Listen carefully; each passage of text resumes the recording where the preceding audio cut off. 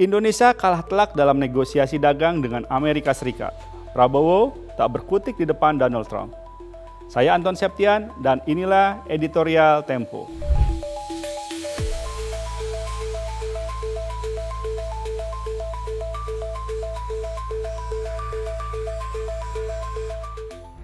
Coba perhatikan dengan cermat. Informasi rinci soal kesepakatan dagang antara Prabowo Subianto dan Donald Trump selalu datang dari Amerika Serikat. Trump yang pertama kali mengumumkan bahwa dia telah menjalin kesepakatan dengan Prabowo. Gedung Putih pula yang mendetailkan poin-poin hasil perundingan tersebut. Jika Trump atau pemerintah Amerika tak membuka isi kesepakatan, Prabowo dan para pembantunya barangkali akan membusungkan dada, mengklaim memenangi negosiasi. Kesepakatan tarif resiprokal yang mulai berlaku 1 Agustus 2025 itu turun dari 32% menjadi 19% bagi barang Indonesia yang diekspor ke Amerika. Tapi 0% bagi barang Amerika ke Indonesia.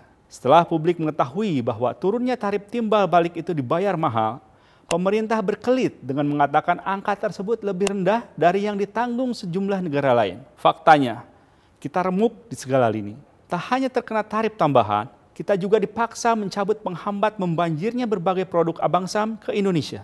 Misalnya, tak boleh lagi ada hambatan non-tarif seperti syarat tingkat kandungan dalam negeri ataupun sertifikasi. Selain diharuskan menggelar karpet merah bagi produk pangan hingga kosmetik, Indonesia diwajibkan membeli pesawat senilai 3,2 miliar dolar Amerika, produk pertanian sebesar 4,5 miliar dolar Amerika, dan energi sebesar 15 miliar dolar Amerika. Poin kesepakatan yang kian menunjukkan tak berkutiknya kita dalam negosiasi adalah keharusan mentransfer data pribadi penduduk Indonesia ke Amerika.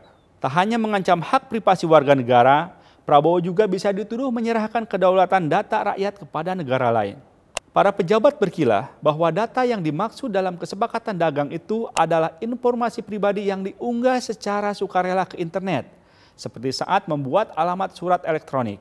Dikenal punya reputasi buruk dalam menjaga data warganya, penjelasan pemerintah ini sebaiknya dibaca sebaliknya. Memang ada poin kesepakatan yang bisa memberikan angin segar bagi iklim bisnis, seperti penghapusan persyaratan izin impor atas produk pangan dan pertanian, berupa sistem kuota yang berlaku selama ini. Juga pelarangan impor barang hasil kerja paksa dan pelindungan tenaga kerja. Ada pula pelindungan lingkungan hingga pemberantasan kayu ilegal. Tapi tanpa ditekan Amerika pun semestinya hal tersebut bisa dibereskan pemerintah sejak dulu. Dalam negosiasi dengan Amerika, tak tercermin sikap Indonesia yang berhati-hati terhadap pembentukan kawasan perdagangan bebas Asia Pasifik atau FTAP karena tak mau begitu saja mengikuti aturan perdagangan tersebut. Terhadap FTAP yang hingga kini pembentukannya masih maju mundur, Indonesia tidak begitu saja bersedia main teken.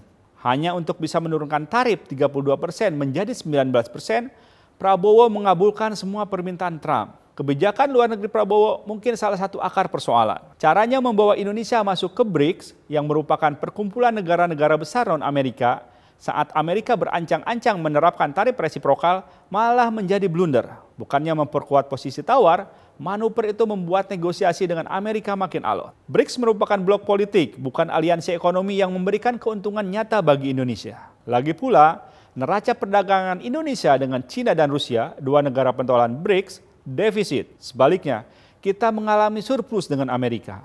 Karena itu, aneh jika Prabowo malah bersekutu dengan negara yang tak memberikan keuntungan optimum.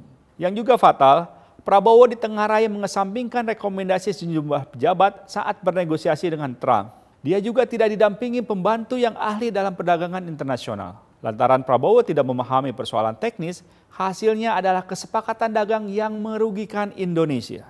Setelah nasi menjadi bubur, Prabowo menuduh mereka yang punya pendapat berbeda hanya bisa nyinyir. Dia menafikan fakta bahwa banyak orang di Indonesia akan terkena dampak kesepakatan tersebut. Pada akhirnya, Prabowo malah turut membuat Amerika jaya lagi, seperti sesumbar Trump dalam kampanyenya. Bertekad membawa Indonesia menjadi macan Asia, ia mengeong di hadapan Amerika. Simak editorial dan liputan selengkapnya hanya di tempo.co.